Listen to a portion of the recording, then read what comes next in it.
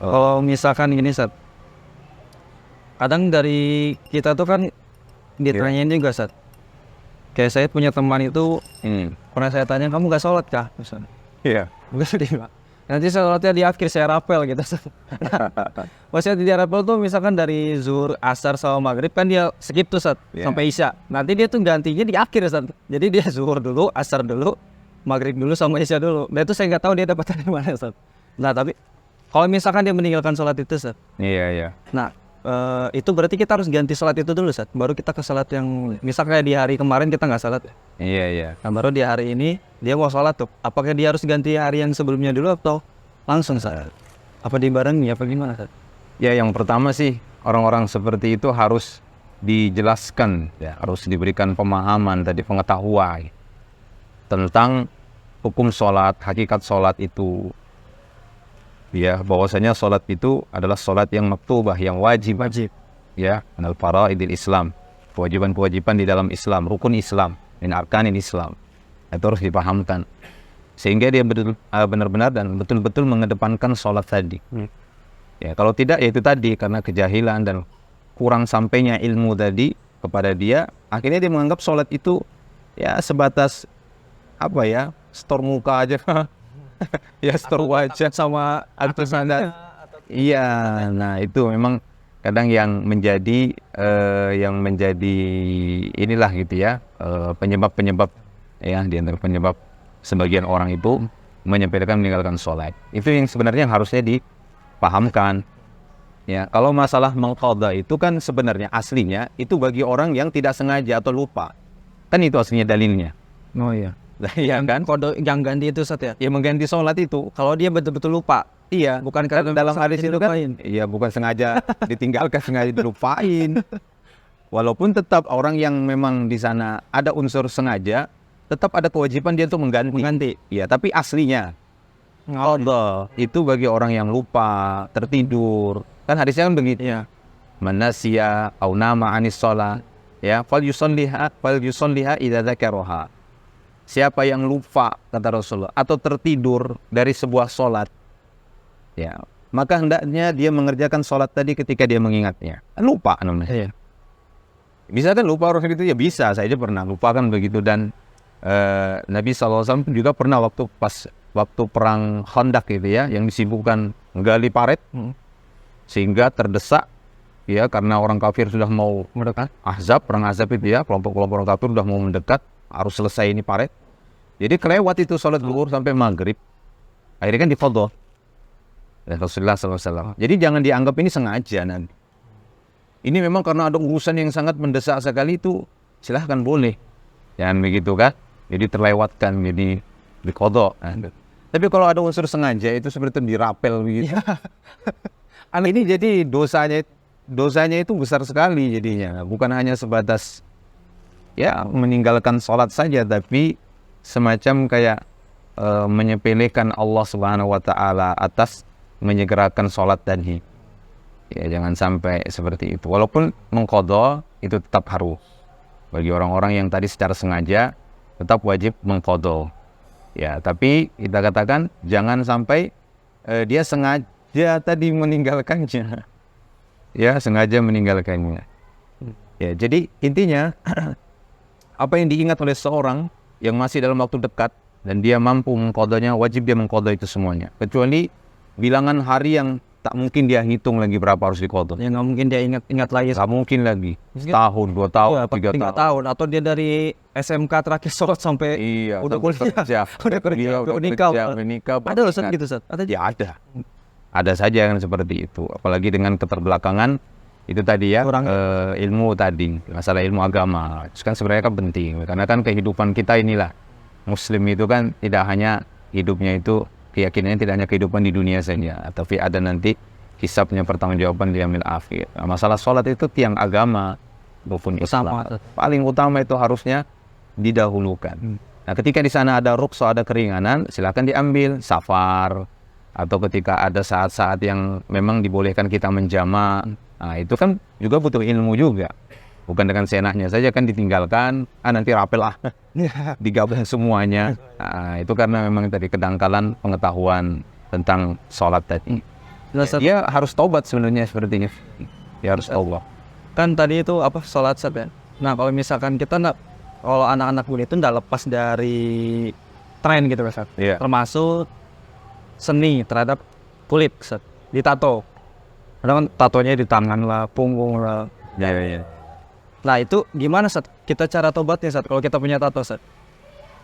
Nah, itu kembali tadi pada penjelasan awal tadi kita, ya, bahwa sebenarnya inti taubat itu tadi an-nadam buat taubat. Nyesal dulu dia. Dia menyesali nggak dengan tato-tato itu? Harus dihapus nggak Sat? Nah, itu dulu, menyesal dulu dia. Nyesal dulu. Gitu tadi. Penyesalan, dia nggak mentato lagi di badannya dan tidak mentato orang dan tidak membenarkan tato lagi. Tidak mentato, tidak ditato juga Sat? Iyalah, tidak lagi ditato dia, menambah tatonya, tidak mendukung tato, ya, menjelaskan tato itu terlarang. Itu tanda-tanda bahwasanya dia bertobat. Kata Allah Ta'ala, illal ladzina tabu wa aslahu wa bayyanu faulaika alladzina atubu alaihim wa ana tawwabur rahim, kata Allah. Ya, kecuali bagi orang-orang yang bertobat wa aslahu dan melakukan islah, perbaikan, saleh. Nah, perbaiki diri dia, mensolehkan diri. Jadi taubat tidak cukup cuma taubat, tapi jadikan diri itu soleh. Wa bayyanu, bayan itu jelaskan. Dia harus menjelaskan kemaksiatan yang pernah dia lakukan dulu, bukan dia menjelaskan orang-orang saya dulu maksiat lo, bukan. Bahwa saya jenis jangan, itu nggak boleh. Nggak boleh. Maksudnya dia menjelaskan, semisal tadi tato, Iya. dia harus menjelaskan tato itu haram dalam Islam. Itu salah satu caranya Sat. Ya itu memang dari ayat tadi itu surah Al-Baqarah. Dia jelaskan. Nah, itu yang paling penting dulu. Maka Allah akan terima taubatnya. Ya, walaupun dia kesulitan menghilangkan tatonya. Karena tadi syarat taubatnya sudah terpenuhi dia. Diterima oleh Allah taubat. Dia betul-betul taubat, menyesal, menjauh dari perbuatan mentato tadi. Ya, bertekad buat tidak kembali, lalu dia jelaskan pada manusia. Dia berbuat kesolehan, memperbaiki diri. Ya, dia jelaskan kepada manusia tentang haramnya tato itu. Ya harus berani jelaskan itu untuk bukti. Kalau dia jangan enggak enak. Jadi seakan-akan ada rasa bahwasanya tato itu masih boleh berarti untuk orang lain. Itu tidak boleh karena ketika dia haram bagi kita, haram juga bagi yang lainnya. Ya, ketika dia memang keharaman itu secara mutlak maksud. Kan ada mungkin keharaman pada sebagian saja, ya kan, karena sebab-sebabnya. Tapi ini kan pada keseluruhan tato itu tidak dibolehkan ataupun mentato.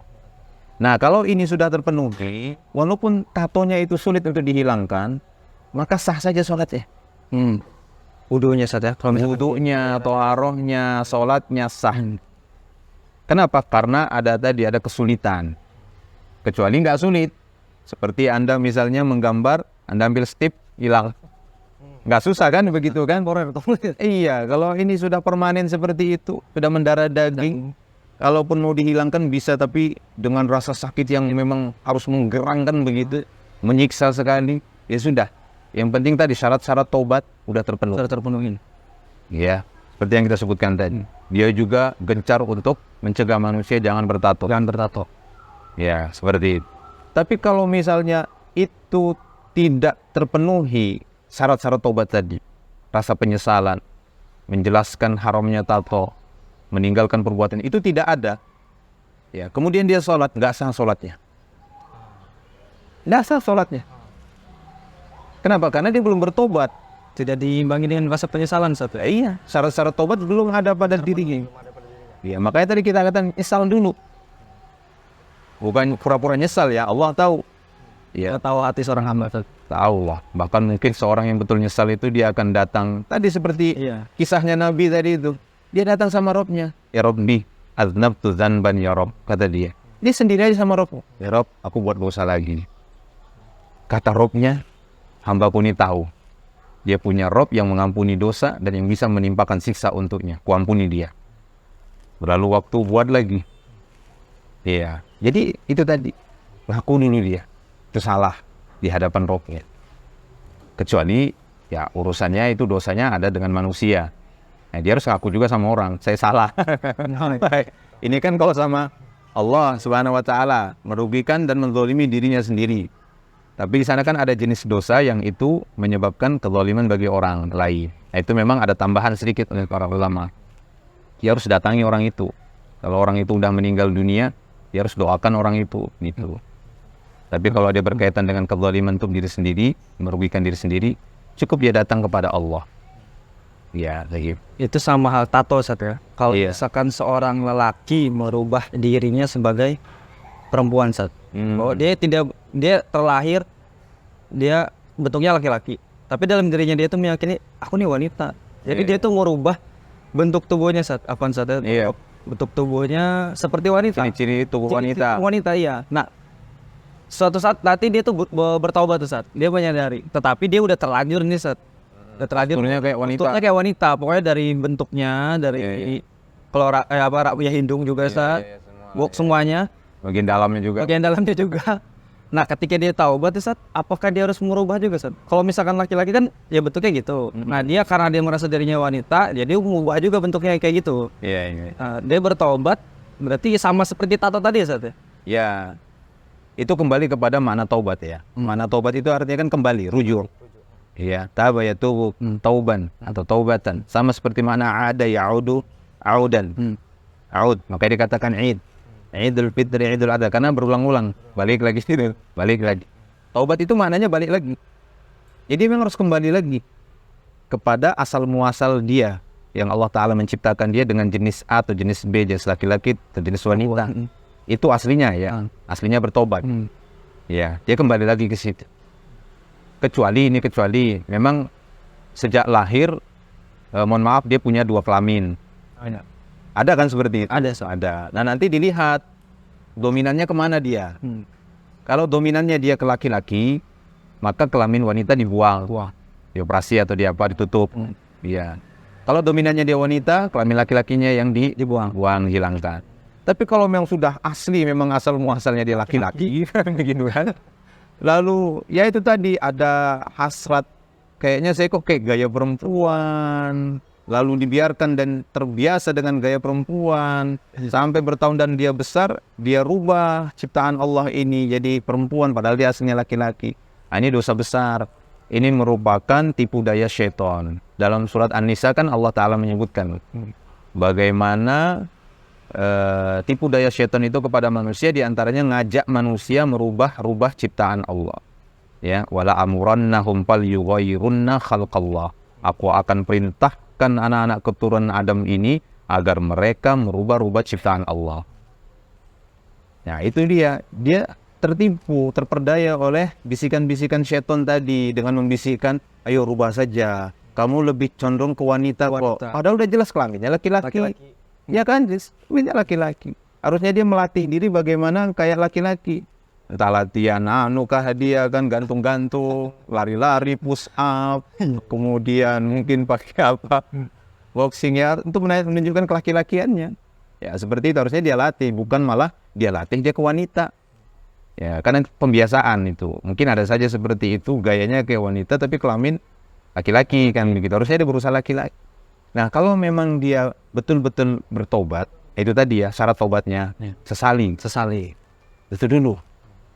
Menyesal, lalu dia berusaha untuk meninggalkan gaya wanitanya. Dia kembali kepada gaya laki-laki, dia usahakan. Dia hilangkan Ustaz ya? Dihilangkan. Seberapapun susahnya Ustaz. Ya insya Allah tidak sesusah merubah yang tadi di badan. Ya, iya kan? Gaya itu lebih mudah loh. Benar. Manusia itu lebih mudah gitu ngikutin gaya orang. Iya. Lihat saja gaya-gaya barat misalnya. Ada artis barat baru gitu kan, yang gini, yang sobek. Misalnya pakaiannya di sebelah ketiaknya misalkan, ikut gaya jalan gitu kan, mudah orang ikut itu sebenarnya. Ya, makanya kan ada dunia acting, sandiwara kan begitu kan, karena bisa orang meniru gaya orang lain. Ya sebenarnya itu lebih mudah. Kalau memang dia betul-betul bertobat, dia mampu untuk mengembalikan gaya jalan bicara dia semuanya, itu gaya tubuhnya seperti gaya laki-laki. Nah, untuk yang di badannya yang sudah terlanjur, maaf misalnya bagian dada misalnya, itu sudah dibiarkan saja. Karena itu ya menurut pandangan Anda mungkin nanti bisa lihat dari sisi medisnya, itu sulit memang. Ya kan? Itu sulit untuk dikembalikan merata lagi. Iya. Kalau memang pun bisa ya butuh biaya yang sangat mahal mungkin ya. Seterusnya. Nah, seperti itu. Intinya itu penyesalan itu. Penyesalan. Ya, dan dia insya Allah diterima taubatnya.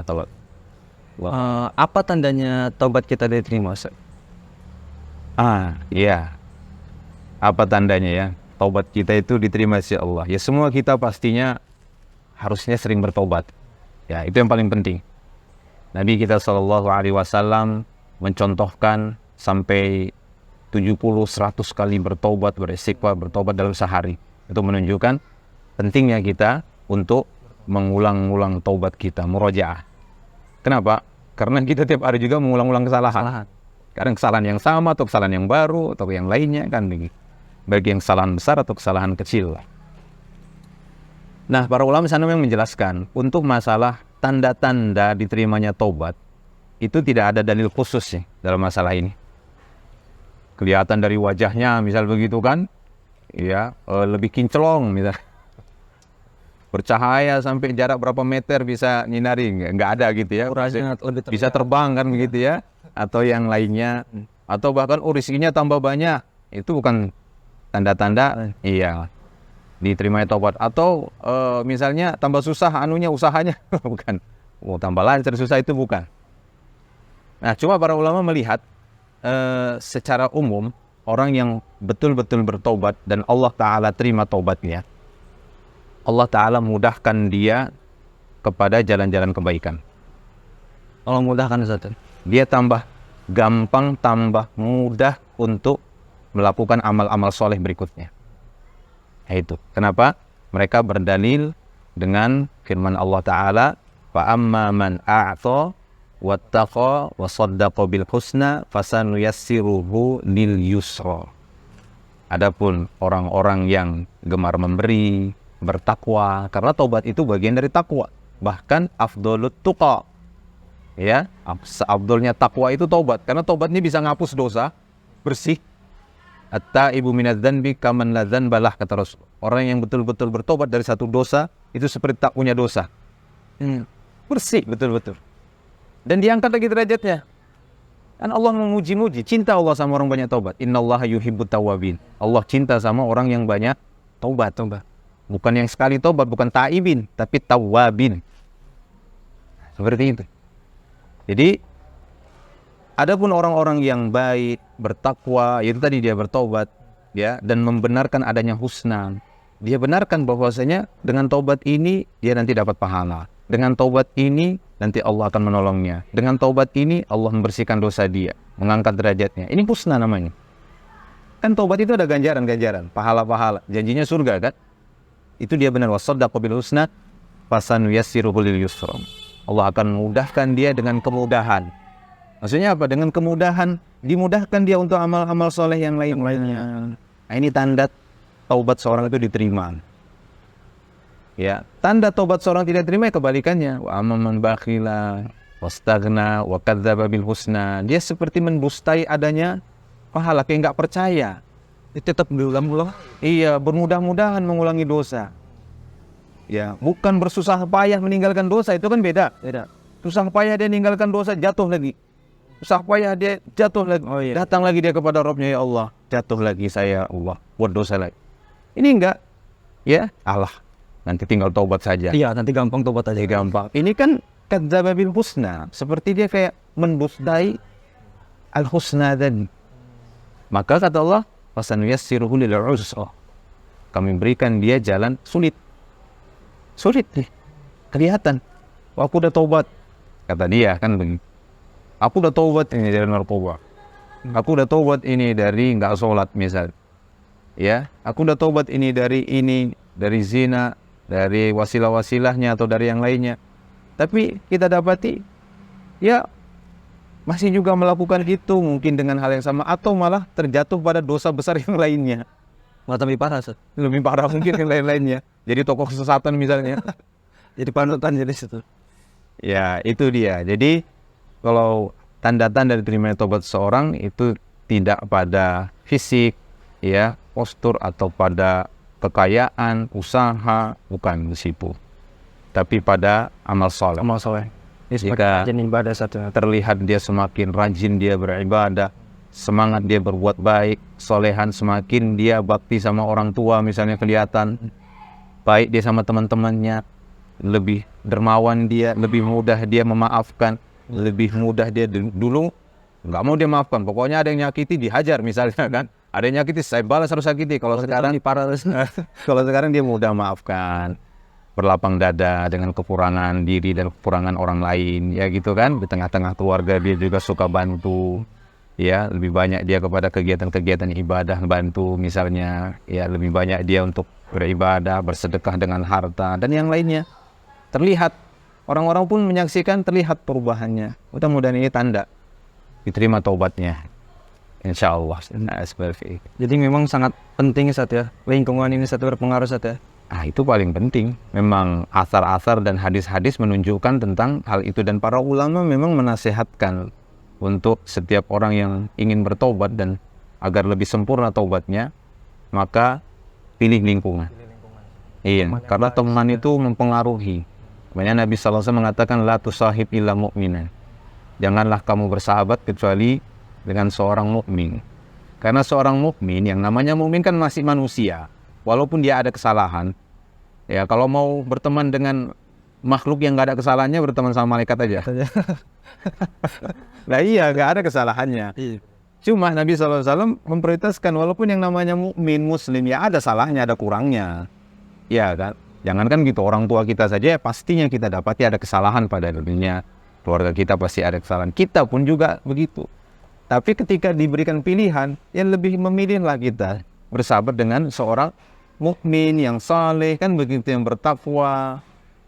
Nah, jangan kita nanti, kadang kan kita dapati begitu, saya sudah cari teman yang baik, yang mukmin, ini dikenal saleh, bertakwa, udah ngaji, kan begitu kan, tapi menyakitkan hati, ya enggak apa-apa, kan begitu kan. Cuma kita kan selamat dari kemaksiatan, selamat dari kekufuran, kesyirikan ketika berteman dengan dia. Adapun itu kan kekurangan dia. Ya kan gitu. Mungkin pun kita ada kekurangan dinilainya, kan begitu. Iya, ya saling berlapang dada dalam masalah itu. Kadang untuk awal tuh Ustaz, kalau misalkan kita dikasih tahu sama kesalahan itu, kadang juga kita baper Ustaz. Kamu tuh jangan, tapi jadi itu kayak bawa hati gitu Ustaz. Tapi kan syariat tuh ya mau gimana, masa syariat kita ubah kan? Betul. Itu justru ya ada sisi positifnya. Ya. Terbawa atau tersentuh hati itu dengan sebuah nasihat, dengan sebuah mau'idhah gitu ya, peringatan, wejangan, kemudian hati kita tersentuh, tersinggung, baper lah bahasa. Ya. Ya kan bahasa itu. Ya berarti ada sisi positifnya. Artinya masih kita sadari. Kan tadi itu ilmu. Itu kan karena memang buah dari ilmu itu, kepekaan pikiran dan hati kita itu terhadap dosa itu memang lebih sensitif, kan begitu kan.